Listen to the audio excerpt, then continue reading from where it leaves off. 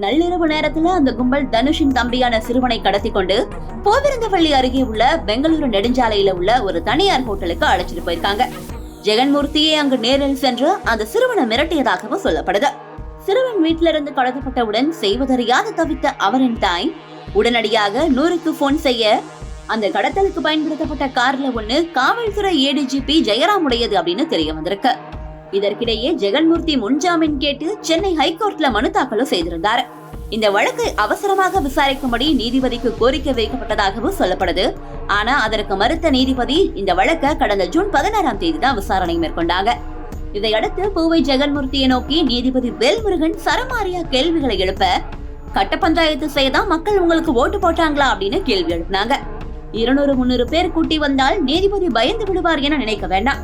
Role மாடலா இருக்க வேண்டிய நீங்கள் ஏன் கட்ட பஞ்சாயத்து செய்தீர்கள்? யார் உங்களுக்கு இந்த அதிகாரத்தை கொடுத்தது?